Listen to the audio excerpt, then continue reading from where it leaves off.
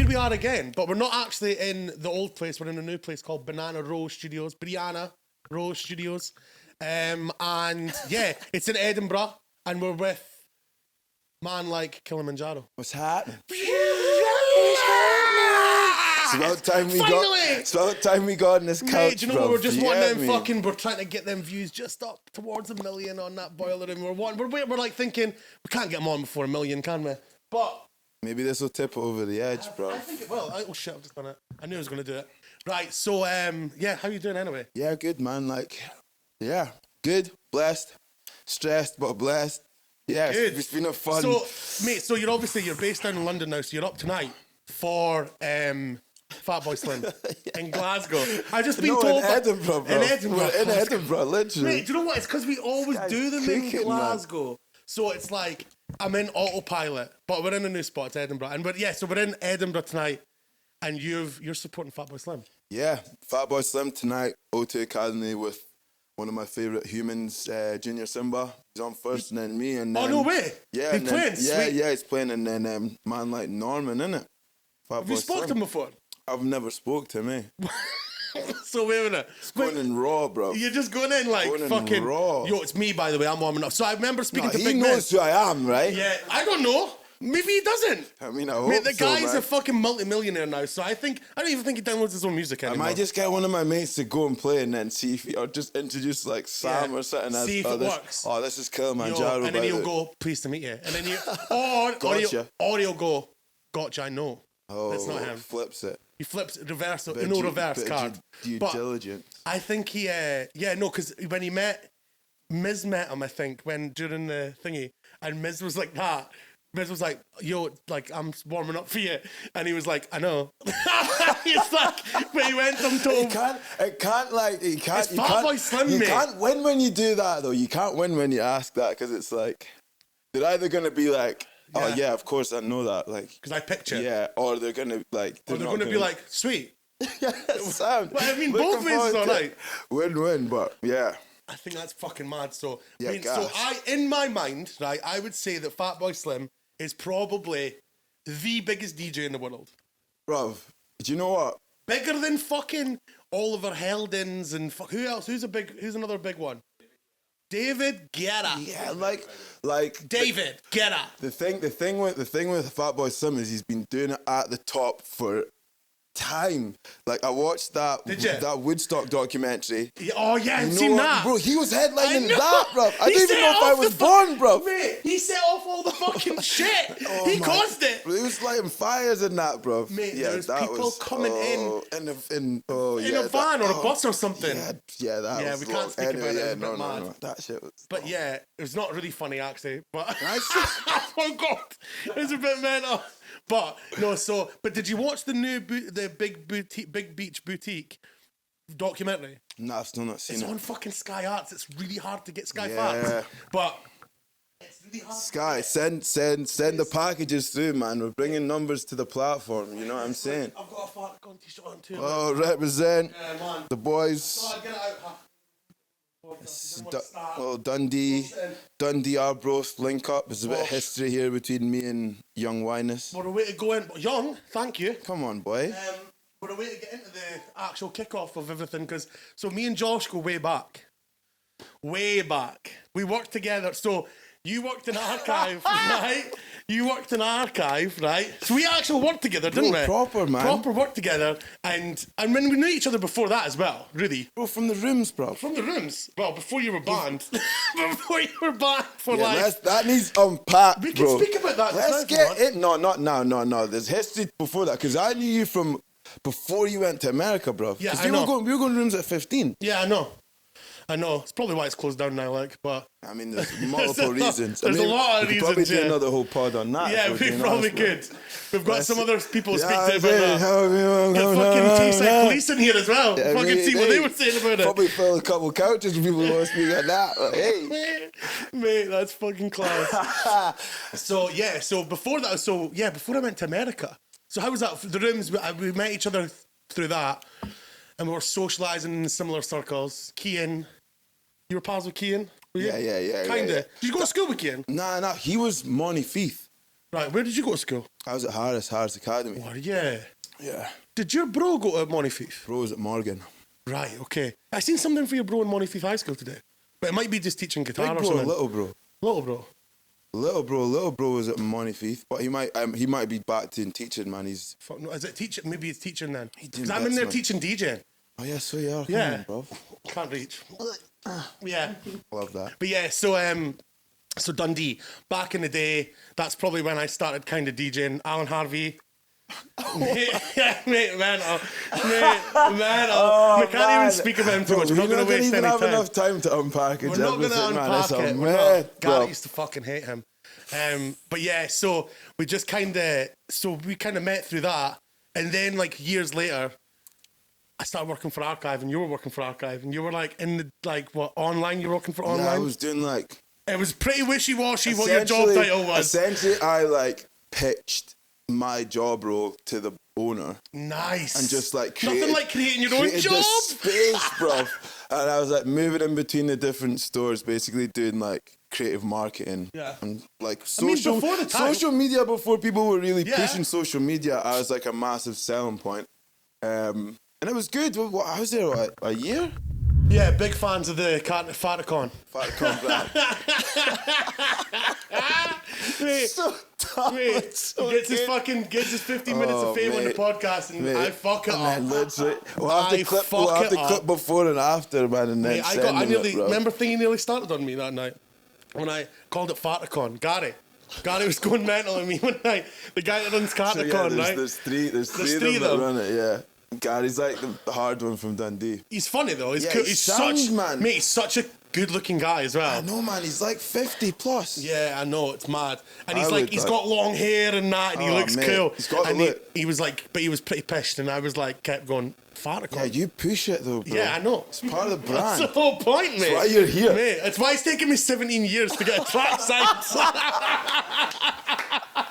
Hey, 17 long and treacherous years. By the way, if no one's noticed, I've just look. This is how much of a professional I am. Let's open I'm in an aircast, right? a moon boot, bro. I'm in a moon boot. Moonboot.com. It's not a fashion choice. It's actually because I've ruptured my Achilles. But because I'm such a fucking dedicated podcaster, Superstar. I've came all the way, made a journey from Arbroath on the train, hobbling along. We should have came to you. Yeah, maybe. Should have done it in the fucking smokehouse. Done it in the smokehouse. That would have been class. Could have got zooted up Mate, as well. Zoots and fish. Mate, easy Bosh. peasy. But yeah, so bleep bleep. Let's get kicked off. So because you did start DJing in Dundee a little bit. You kind of were DJing back then, were you not? Right. So I actually didn't start DJing until 2016. I was just doing about. Were you not playing an underground in that? Nah, I had never played in underground once. No, never you were PRing in that then, were you so not? I was running Hector's house. You were doing that. Yeah. There's always an inroads. And that was why the whole rooms thing happened. So Remember? because you booked Harry. That's it. Oh my 81. mate, so mental. So we can let people know that are watching. Let it cook. Yeah, but they're still doing it. They're still doing it. Oh, they're still blocking Mate, people from playing. I don't know. Right, you're gonna have to probably bleep a little bit of this out because I'm gonna cause a civil war in Dundee, right?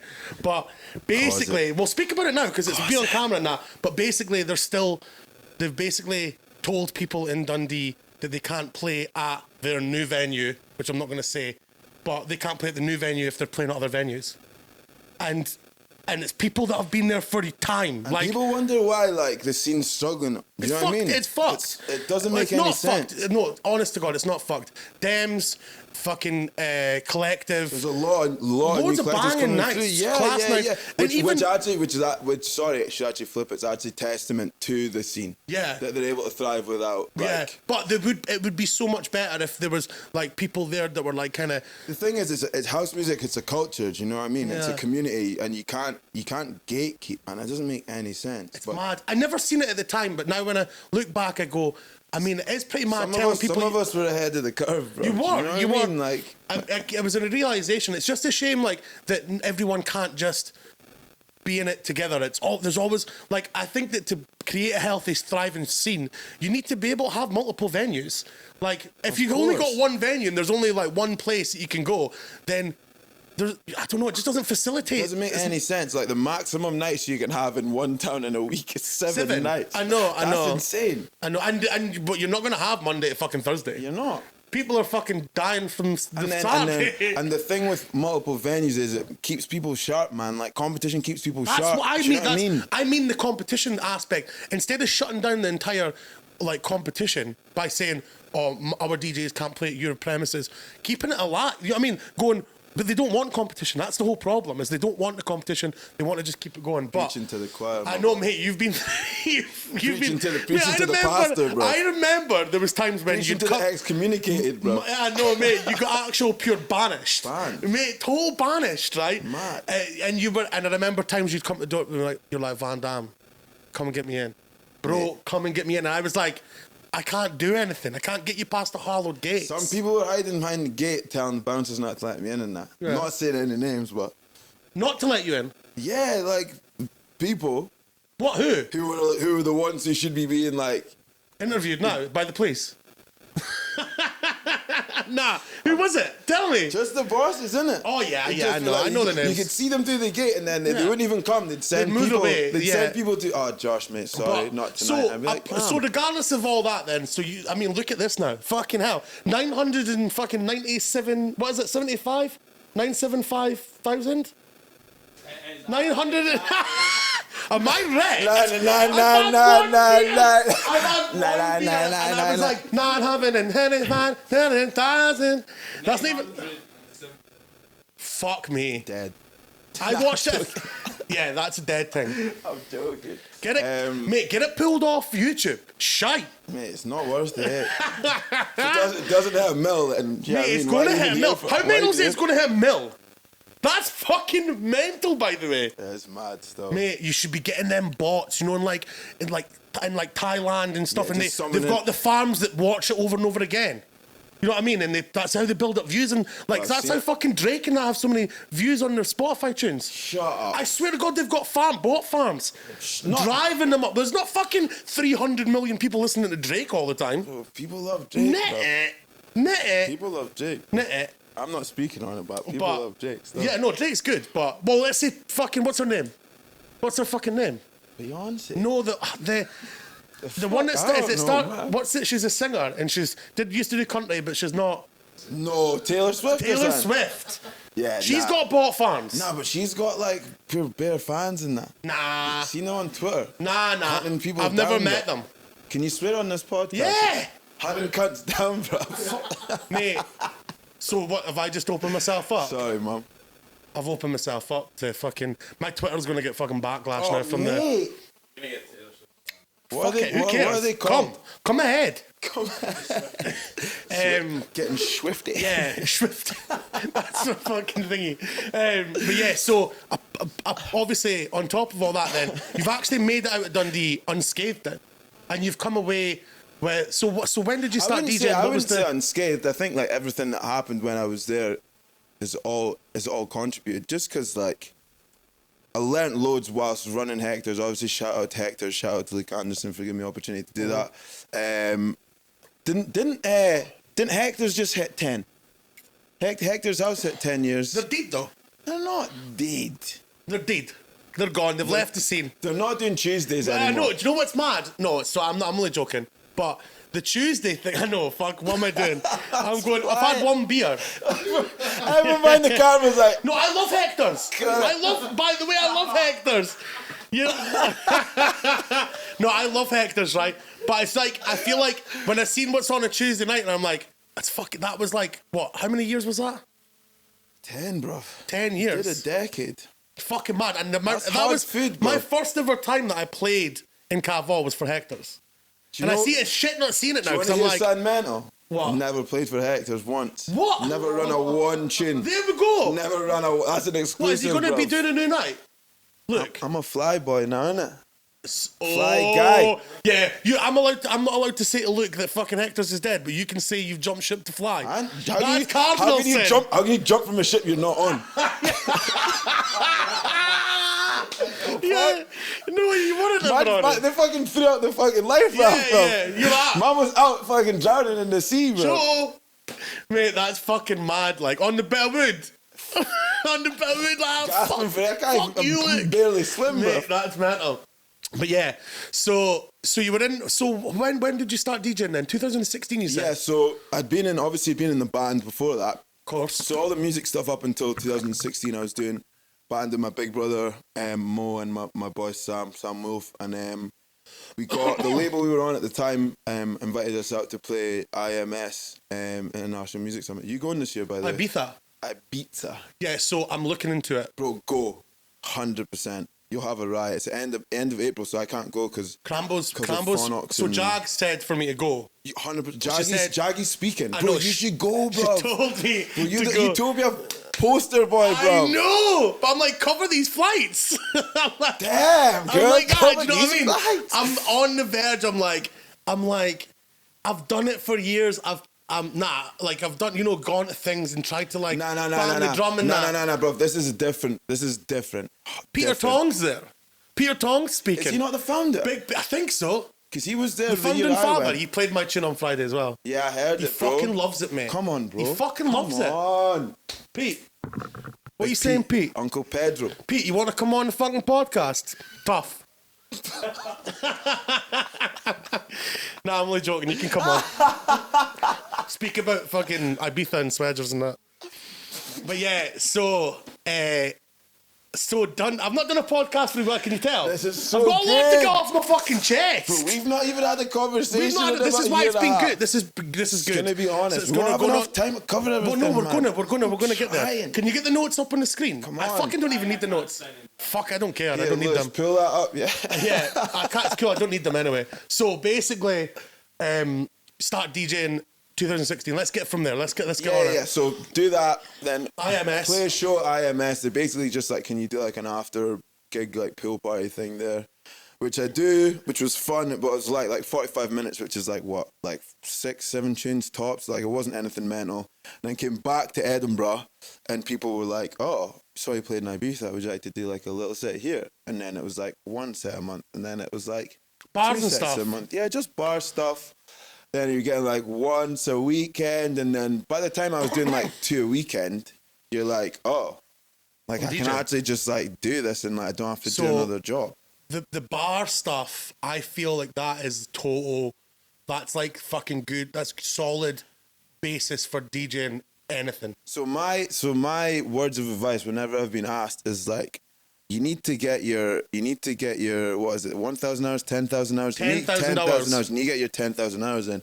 And I was lucky enough to do like, before I was playing any proper like big shows, I'd been doing like 3-4 nights a week, like playing Yeah. in bars and like doing like different club nights, and you go from playing like disco on a Friday to like hip hop on a Thursday to house on a Wednesday, and then on a Saturday you actually get to maybe Do what you want. have a night where you play the stuff that you really want to play as an artist, and get to kind of like work with the crowd that wants to listen to kind of electronic Yeah. music, house music. So You're not a jukebox. it's not a jukebox. People aren't coming up and asking you for tunes, and you kind of get that space to really be creative with it. And then I think like pre-pandemic, there was a lot more space for that.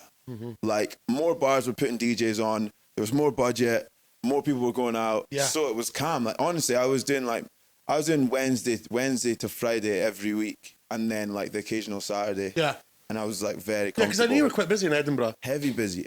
Edinburgh, and then to Glasgow. Yeah, after Glasgow. that. And yeah, I think it's totally mad. Like, because I did bar stuff as well back in the day, and I think it's like totally good to cut your teeth doing that. And then, like, do you know what's mad as well? Like, dealing with like people wanting certain things and having to kind of play out of it. Do you know what I mean? Like, like you've maybe not got that thing that they want nowadays. People just pull it up on their phone or whatever, or pull it up on them new decks, the new Pioneer Yeah, I've seen Opus those. Quad. $3,500 Crazy. for an all-in-one controller, which is stupidly expensive, but you can get Bluetooth on it. So you can Oh. actually see when people would go plug my phone in. You can actually do it now. You can actually Really? play tunes off their phone. Yeah.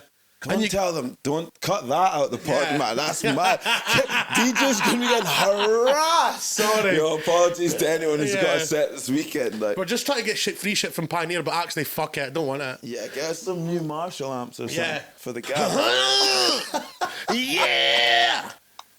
But so yeah, the fucking Edinburgh shit, man. That's so. Wait a minute. So when did you move down to London? Was it pandemic? Jesus, man, you're jumping. Yeah, so...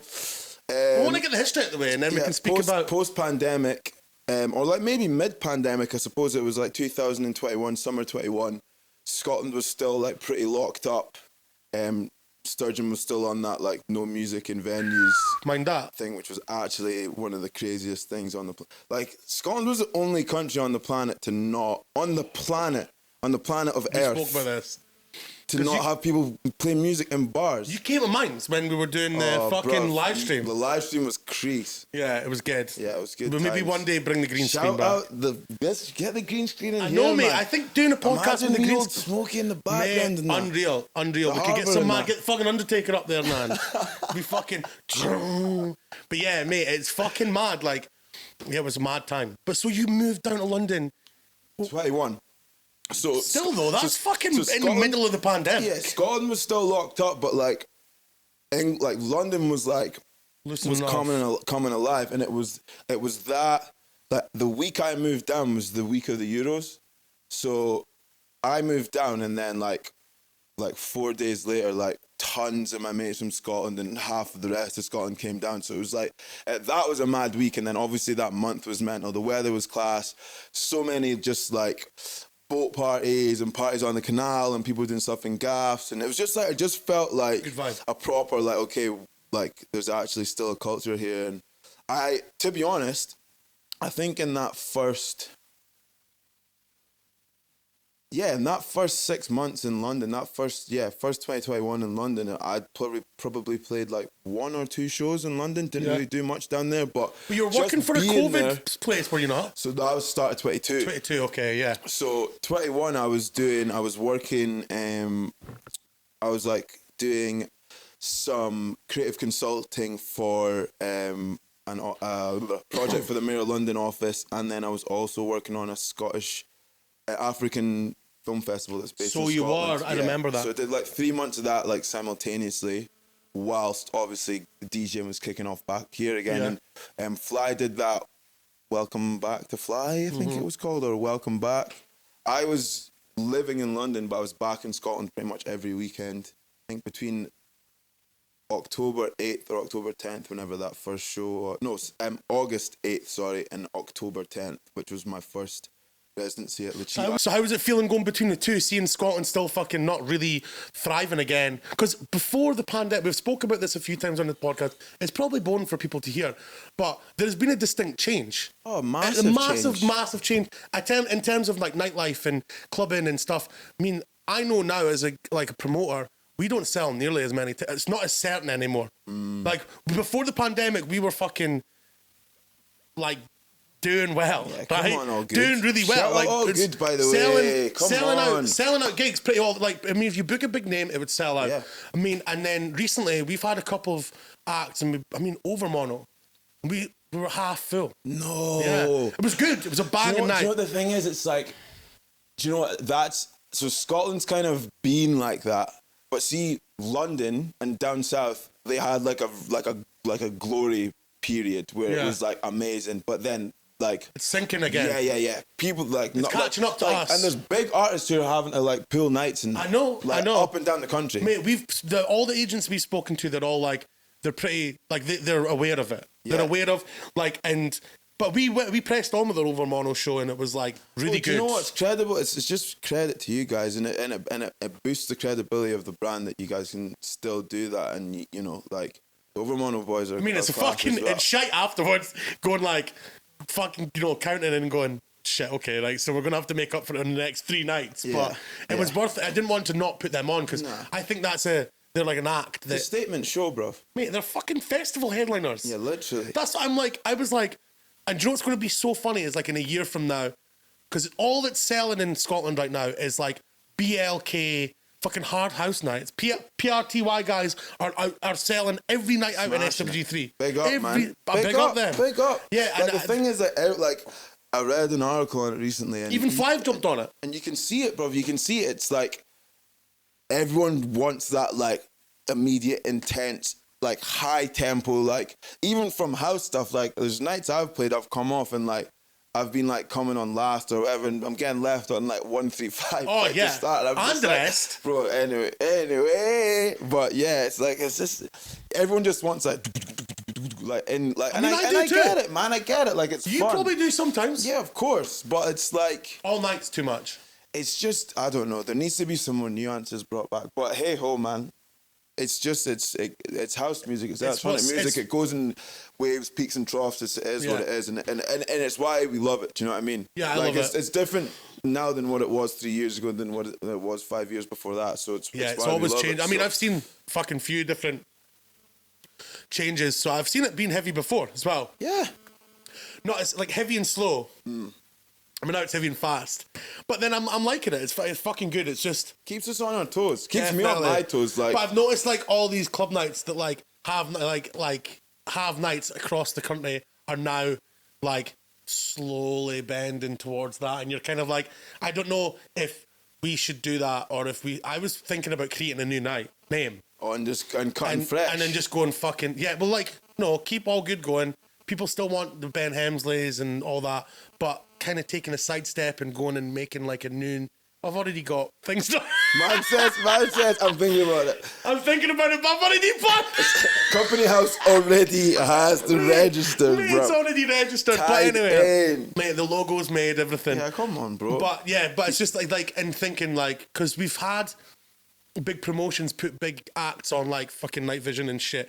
They do like full tours of people, and the local promoters don't really get a look in on these big acts like BLK. Yeah.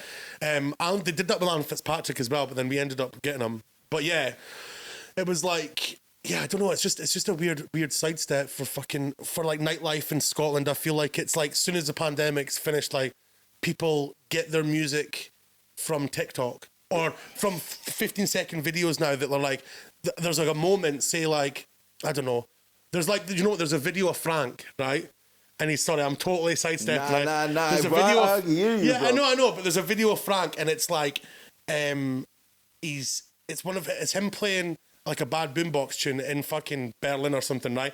And the video's popped off, right? And it's like people are seeing that and going, I love that. I want a piece of that. I want to go and see that. And then they're not caring about anything else. Do you know what I mean? They're not going to dig into the music. Do you feel like that's the way it is for the people that come and see your gigs? I think I'm very blessed that I've been able to do things like Boiler Room, and I've also been able to kind of play all around the country, and I am playing in like to like different crowds. So like there's some nights where I'll go, like for example, played in Galway in October. Whoa. For Halloween, which was class. I think played for the This Is Verve boys. So shout out to them. They were class, really good, really looked after me, which was class. But the crowd there, like I think for me, I noticed it more in the age of the crowd. Okay. So like for example, like played over there, and those guys warmed up, so I was able to get a kind of taste of like what they were playing and what was popping off for the guys who were there and the guys who were enjoying it. So I think it's important, as much as you need to be your own artist, you need to also be able to adapt and do your own thing in that different space. In their language, kind of. Yeah, without being like, oh, I'm just gonna like download this playlist of stuff that's popping off and just play that stuff, because like anyone can do that. That's not difficult. Do you know what I mean? Like you need to keep your identity, and you need to keep your character. And, well, even you can tell from even your Boiler Room playlist. We're obviously going to speak about it loads, but your playlist from that, it's like no one else is playing that type. I mean, Lippity Paloo, like mate, like, and then playing the other songs. You know what I mean? The thing is, though, the playlist is fucking mad. I was reading it and I was going, what? And then because I didn't even realize you played it, and then I was like, no way. And that's a throwback for me. That's the thing. So like the thing for me was that I was always like, the thing is, you need to be prepared for this stuff, bro. You need to be prepared, bro. Did you? And like the thing is, like as much as, so I never actually prepared for a set.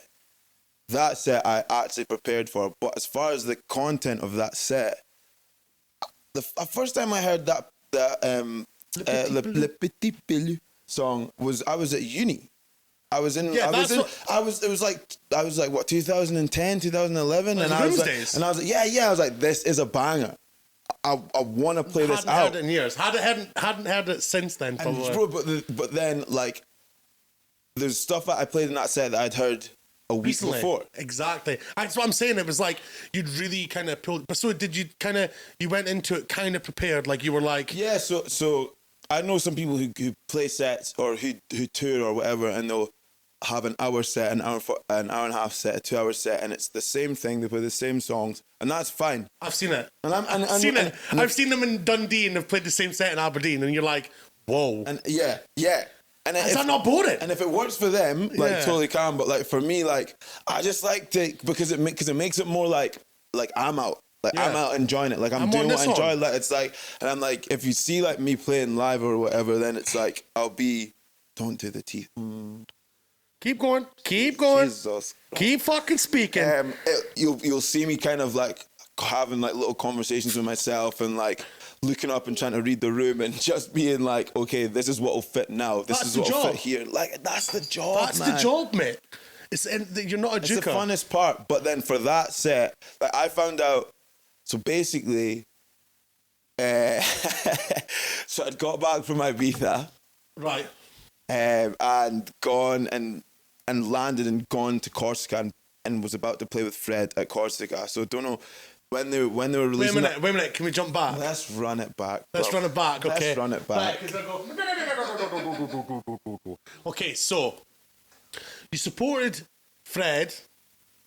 Would you want to hear about the Let's do it Fred again. relationship? Or Let's- what do you want? What let's do you start, want? You need to 'cause unpack. I think we need to start that. I think we need to unpack that. That was King Tut's. Yes. 'Cause I know, look, I know my fucking shit. People think I come into this fucking podcast and I fucking don't plan anything, but I fucking do plan stuff, and that sounds like I planned that. He did plan that. Okay, King Tut's, proceed. That's a wee Nardwar egg you're trying to Mate, bring I've out. got bro. Come it. on, brother. I've got more Nardwar eggs, mental ones, so you want me to crack them open? Mate, so, King Tut's. Yeah, so King Tut's. I was chatting to Fred's management at the time. So this is post. So between that August and October, Yeah. I've done about 30 shows in about 3 months or however long that is. Most of them were up the road. A few of them were down here, Any down big in ones? London. Not really. I think there was Fly. A couple other bits and pieces. I think in that time I did. What's that stage at Riverside? Like the thingy, the up and coming stage at Shut Riverside. Come on, lads, trying to have a fucking conversation. But get. Try fucking do a podcast here, boys.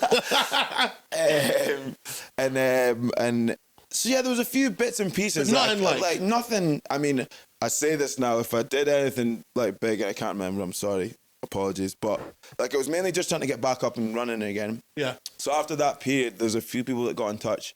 The management that I'm with at the minute, actually, 285 Group, shout out those guys, Yeah. big love.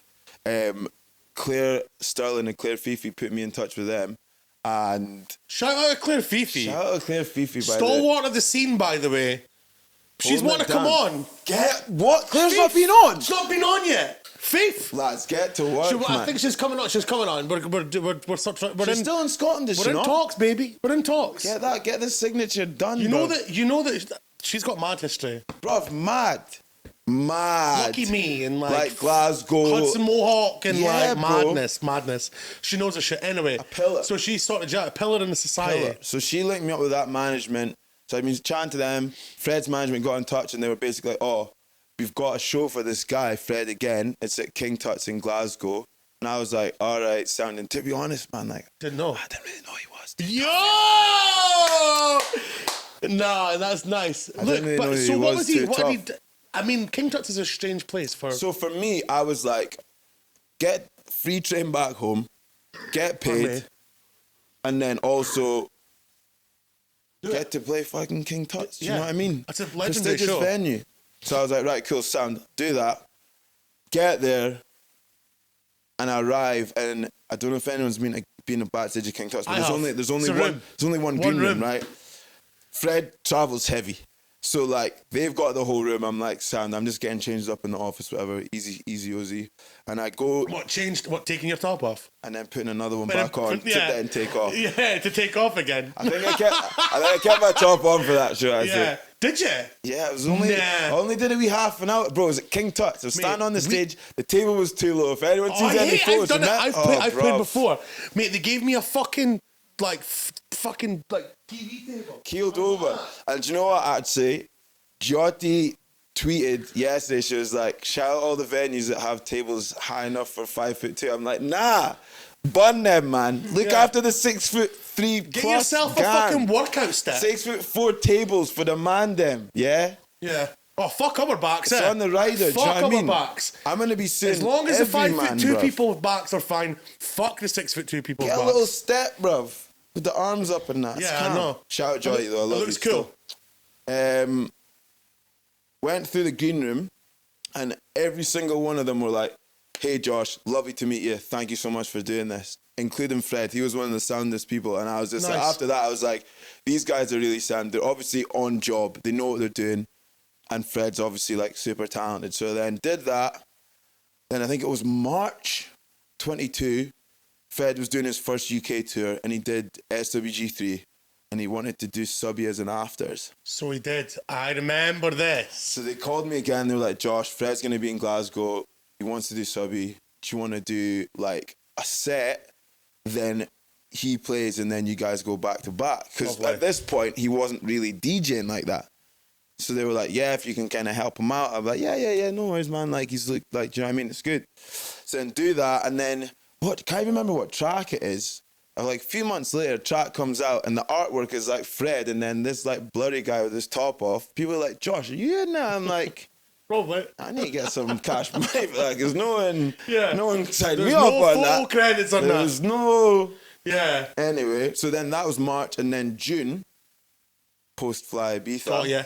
We do Corsica, and I arrive at Corsica, and they're like... And you weren't probably feeling that great after I coming back was from feeling Ibiza. flat. Mate, that's the best word to describe it. So fly Ibiza, so you were feeling flat because, I mean... Were we going to break it down, or...? You had an emergency come up in Ibiza. Yeah, I mean, basically... Can you send me the text that you sent Tom? Yeah. Not After right this, now. Yeah. But send it to me. Yeah. Tell me what you said in the text and we'll make it up. I can't really remember. Basically, It was fucking... There's a fucking roadblock outside the hotel. It was a nightmare. It was a fucking nightmare. hilarious, but you had a baddie. Basically, I'd been there for a few days. You booted it. And then it got to the day I was meant to play, and I'd like burned all my dough. The gaff I was staying at was the other side of the island. Lost both phones. Yeah, I remember that. And there was genuinely like a roadblock outside the gaff. No taxis anywhere. No. So I was just like, I just didn't have the energy. Just Mate. cooked it. So Went there to play, didn't play. So then I get back from Ibiza, Feeling low. Went out. I actually went via. Shout out my boy Nath Hines, my guy in the studios today. Oh, you went for the stagger? Went for the stagger. So went via Barca. He saw me straight after. So he saw me. I knew that something had fucked up because I'd seen it in the chat and I was like, oh, he's it was bad. He's burnt the candle at both ends. If a candle had 3 ends, I'd burn it all 3. Mate, a fucking, like a total 3-ended candle. Yeah. And you're like trying to light it and the lighter's in your mouth. And it was one of those like blowtorch lighters. Do you know them ones? Yeah. Man's moving Fucking crazy. can of links and a lighter. Literally. So I'm coming back from his stag in Barca. I arrive at Corsica feeling super flat. But I'm like, it's cool. We've got this show. Like we can only go from here, right? Arrive at Corsica and they're like, oh, Josh, we've set the studio up set the room up in boiler room style because Fred's got his boiler room coming up. So I'm like, yeah, cool. Like I've done it before. Like, I think, that was after. It was. That was after Fly. After That was after Fly. And you were a bit gutted about Fly. Yeah, I mean, like it was just a bit like. I remember speaking to you and you were a bit gutted about it. Yeah, just because I think a lot of people were kind of expecting me to be doing it, and it was class to be on that stage, and obviously like shout out to Fly for giving me the opportunity to play, and it was actually one of my favorite sets of like that part of the year. But also what I was saying to people was like, if you work hard, man, your opportunity will come. You know, if you work hard and you're good enough, your opportunity will come. So one day. I wasn't like I wasn't like I'm never gonna get a boiler room. No, but you were. But it was. I didn't remember speaking to you, and you were like. I think it meant more about like that whole day, like a lot of other, Scottish artists who'd been kind of coming through. They were getting their chance on the day. Yeah. And then it was, I think I was on the Saturday and Kieran Apter, shout Apter, was on the Sunday. Yeah. And the first sets weren't broadcast, which was calm. But that set and my relationship with the Boiler Room guys started then. Exactly. So then I arrive at that and they're like, okay, Boiler Room might be in touch. So this is the Saturday. On the Monday, I wake up to an email from Boiler Room like, yeah, Fred's doing this Boiler Room. It's in 9 days. This is the setup. This is the fee. Blah, blah, blah. Hello.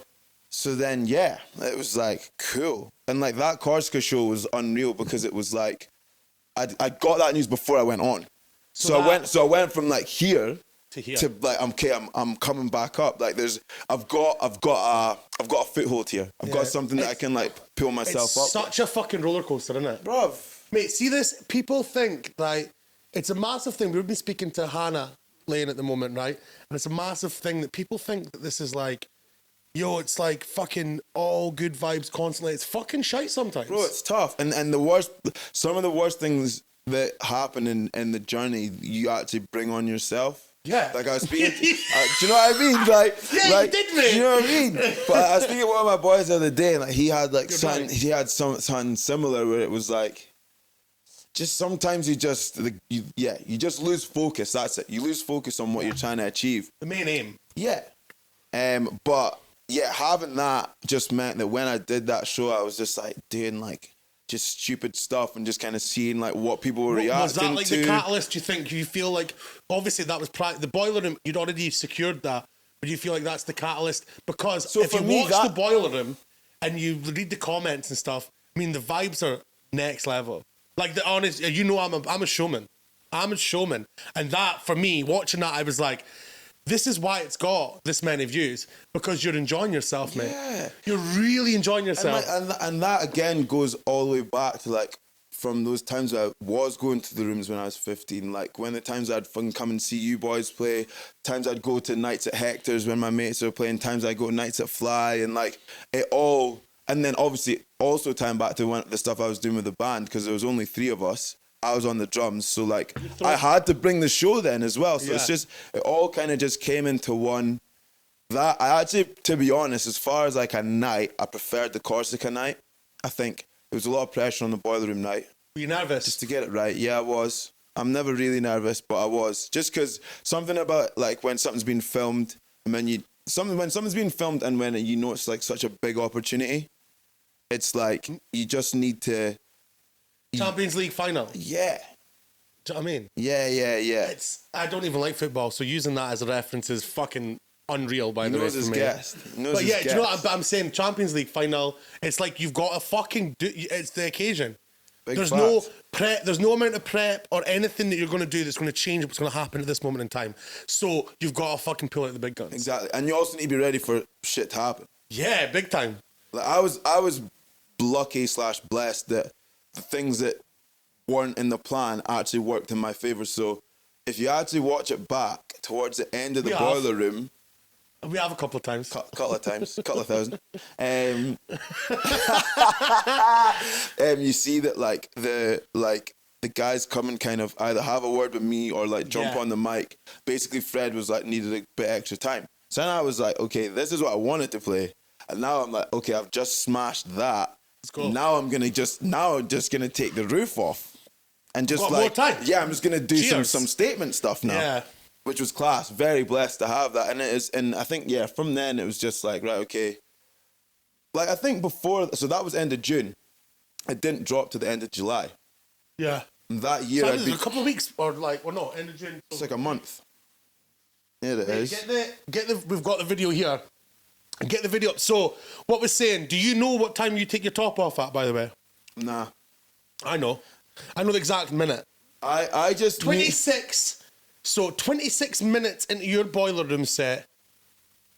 We're not demeaning your Boiler Room set by this, but I thought, how long is it going to be till the top comes off, right?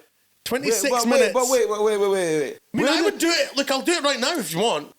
But the top's been coming off. I know it's been coming off. It's been coming off. And if you're going to take off any point, when are you going to do it? During your fucking boiler room. Yeah, I mean, I can't lie. Don't lie then. I can't lie. The outfit was all broken down. I know. Like, if you look at it, the hoodie comes like, off. What man goes into a packed room wearing an all black hoodie? You know, it's like 26 minutes. What is it? 26 what? Gosh. Mate, so the top comes off, right? 26:30, so halfway through. But I do see a couple of like nods towards this top's coming off. Yeah. At about 15 minutes, 12, 15 minutes, I think it is. You're like this. You do this thing. Like that. I've done it before, but I don't top off. Like this. Do that. Just let them know it's a bit hot. You're going, fuck, it's hot. It's just coming off. Yeah, it's a bit hot. I mean, like, came out, obviously, representing the Cartercon. Had Cartercon hoodie on. Big shirt, Cartercon. Look at that. Stunning logo tee. Yeah, you came out in a hoodie and that though. Mate, normally you would come out in a range jacket and a fucking, you know what I mean? You'd be fucking sweating your tits off. But the thing is, there's like boiler room. I'm obviously gonna have to wear Cartercon. Obviously, you'll be boiling. Boiling. But then I was like, so the football top I've gone underneath is a football team I played for in London, Judas. So that top we hadn't actually worn that top yet. It only just came out. Fresh. We'd actually had a kit embargo. No one was allowed to post it. Shut up. Yeah, it's boiler room. Big top. So I was like, it's fine. Don't worry about it. Suck it. And actually, at the gig at Corsica, who was it? I think it was Lewis from. No, was it Charlie from Cooked? I had his Spain top from Ibiza, vintage Spain top. So at the Corsica show, I'd like taken that off and I'd done that same thing, and everyone had went mental. So I was like, you practiced it. You practiced it. You warmed it up. And you did a fucking dress rehearsal. And then honestly, and then the reaction it got, I was like, oh, class. And then the boys sent me that top, and it had my name on the back. I was like, even better. 1 + 1. Yeah, it's like all fell into place. So this is So I've got a couple of moments. There's a couple of moments in the boiler room. I'm gonna jump to the pisser real quick. Mate, yeah, go. So obviously, vibes on the fact that you've played this boiler room with Fred again, mate. It's my boy Freddie now. You warmed up. A lot of the comments on the video are saying that, like, how well you warmed up for Fred again, because people have watched it like when I'm watching Josh's thing and then I'm watching Fred again. Like right after, and they felt the vibes were just like spot on. It's the artwork, bro. It is. So there's some of the comments. I had some screenshot in my phone and they're fucking belters. What's that one? It said, "This dude." I do the voice. Yeah. Man, this dude knows how to fucking make the crowd go crazy. This guy set the vibe for the rest of the night. Keep the crowd mega lit. For Fred's amazing mix. 8 out of 10. The 8 out of 10 of them, that's you know what? 8 out of 10. I take. What's that? I got 1 point what K likes? Yeah, 1.1 likes. 4 likes and I get on a fucking photo on Instagram. Yeah, facts. Me and you both, bro. YouTube. But yeah, my neighbors. It said underneath, my neighbors love this shit. Love the set. So I said shit, but same thing. Fair fuck. So what we're gonna get on? The end. What was? Yeah. What was actually happening in your head What, here? at the end? Yeah, this is. Oh, at the end, absolute relief. Shut up. Yeah, I'm like, see when you bro, you know when you've done like a set. But imagine you've done a set, it's your debut boiler room. Yeah. It's videoed. And you've nailed it. And you've nailed it, and it's right into Freddie's thing. Like I was like, no one could touch me, bro. During my set, Sky had Maya Jam on the phone, bro. FaceTime thing. Shut up! Facts, bro. That's unreal. No way. And see what I loved about the fucking video, right? You're just in your zone. I can tell. I've like been like that before at a different set, but you kind of go, I can see it. I can feel that you're just in your vibe. What I love about that as well is like I had maybe like a rum and apple before that. Oh, you were on the water? Yeah. You were on the Perrier? Yeah. And then I had like a wee bought a Magnum on the table. Just a little. Also a little hidden egg. I bought 3 Maggies before the show. went to get them before the set, and 2 of them had been bumped. Nice. Shared green room with boiler room, by the way. Sort it out, boiler room. Shared green room. Wow, look at this, man. Mate, do you know what I was saying as well? The first tune you play, right? So you, it's fucking hilarious. You turn the master volume up 1 minute into the mix. You're like, you go like that, and you go, march. And you just get it, you're like, let these cunts hear this shit. Yeah, man. Because you know what? The Amalia who played before, she was class, and she got the room like if you actually watch Amalia's and then mine and then Fred's, it's actually a really like seamless night. Yeah. But like, see when you just know like you just need to you lift it up. And that tune, again going back to what I was saying about selection, was that I'd listened back to an Anne Me and Rampa set from that's the vibes Circle at the start. Loco from like, it was maybe 2016 the set, maybe 2014. You can find it on SoundCloud, I'm sure. And I'd heard that tune and I was like, if I ever do a set like that, I'm opening with this. So like those pieces put together over the years that all came together to make this. Mate, you're there for the whole of Fred Again set. Yeah. So what about this little good guy? Story about him, by the way. Mate, let's do it. So who's that? So the guy in the yellow top is the fucking. Mate, he's the guy that turns the tunes off. Yeah. But he fucking, look, what is he doing? He's fucking pretending to finger somebody or something. Right. He's finger blasting someone. Honest, like there's Mate, someone got a fucking Chelsea flare. Do you know what? Fucking Chelsea in Yeah. So what was the vibes here? Obviously, you can tell it's fucking sky high. So when I was playing, you could feel the pressure, like Cooker. the bodies. The bodies. I would be cooking in there. But when Fred came on, it was like, remember when you were a kid, you used to go to gigs and be like up against a barrier? Like that. And you're getting pressed. That's what it was like. Like I was, majority of that set, I'm you pushing get pushed back. there. You literally got pushed there. Cunt's got a Chelsea flare, rubbing it in your face. Bro, it was hectic. Like, Fred's fans are nothing like I've seen. It's a fucking really. I've never seen anything like it. So wait a minute, when's it coming in? Is it coming in now? Has it happened? Did we miss it? We can't hear it, so we can't hear the person go. He saves it so well. Yeah. Most. And do you know what the thing is? Like, everyone's asked me, was it planned? It 100% wasn't planned. No. I was there, bruv. So it wasn't planned. I can tell. The wee guys You can't have done it. Like, there's no way that he could have been like, I'm gonna place my elbow on the pause bit as well. So people want to see that bit. Eh? Yeah. They know it happens all the time. Mad. Riddle, my pal. Mate, what is he doing? So he does, if you go on his Insta, he goes about and takes photos with like big DJs and stuff. That's his thing. Fred ended up getting him to collect his awards at the DJ Max, DJ award, DJ. He turns the chin off there like. Yeah, that's it. Oh, he saves it though. Yeah, mad. Mate, it's all about the recovery. That's what that is. And that's a moment. That is it's a moment. Viral moment. So within a really good set, a massive viral moment, it all just tied in, man. It was an amazing night. There? Thought it was me coming over the back there going, mate, it's fine, you got it. But yeah, no, he's fucking shitting himself. Yeah, he actually was, to be fair. And surprised the boiler room guys didn't fucking how come out there. I think he does it again, and I'm just like, right, mate, you need to chill. Like, you need to go. Yeah. You need a valley, mate. Love to him, though. Big love to him. But yeah, that's fucking mad. So what was that the story you were about to tell us? About the guy, or were you about to tell us about the guy? The award the award thing, that's what he said. And then the day after, I bumped him. He's just all over the place. Bumped into him at the backstage. Bumped into him? He's following you, mate. Backstage of Printworks. He's just all over, man. Guy's a superstar. He's a bigger superstar than me. Is he a better DJ? Probably. He's got a Johnny Banger. Is that a fucking banger? I'd watch his boiler room over mine. Me too. I'd book him over me. Like. I don't know. I don't know if I'd book him. Can't really afford guests at the moment now after over mono. Spent all my money.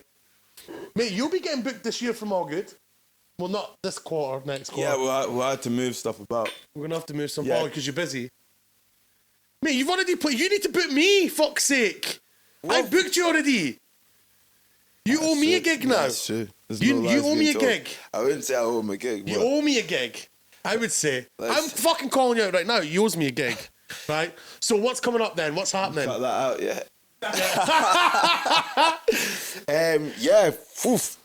Yeah, so like lots cooking really. Like I think after everything that went on last year, I think a lot of people know me as like a live artist and as someone not like live as in playing live, but like they know what they're gonna get when they come to a set. You know, it's like this is Kilimanjaro as a DJ and as a performer maybe. Showman. Whereas like 2023 is 100% about making music. Already got a couple remixes that I've got locked off for this year. Who for? Can I say? Tell us anyway and we'll cut it out. Yeah, true. Done one for Tabasco. Nice. Done a remix for Hot. And done a remix for Django. Yeah, the fucking right. With Self-Esteem, yeah. Nice. Which is a bop. So, I've been working on those. Those have been locked off. And then, the stuff that I was working on in the studio last year, we've basically just like finished off. Assigned tracks to like different labels essentially. So what kind of labels are you looking at just now? British Walk. I know the script. I'll tell you after, but just in case. There's nothing been not nothing. I think out of the three, only one's been pen to paper. But it's getting shopped.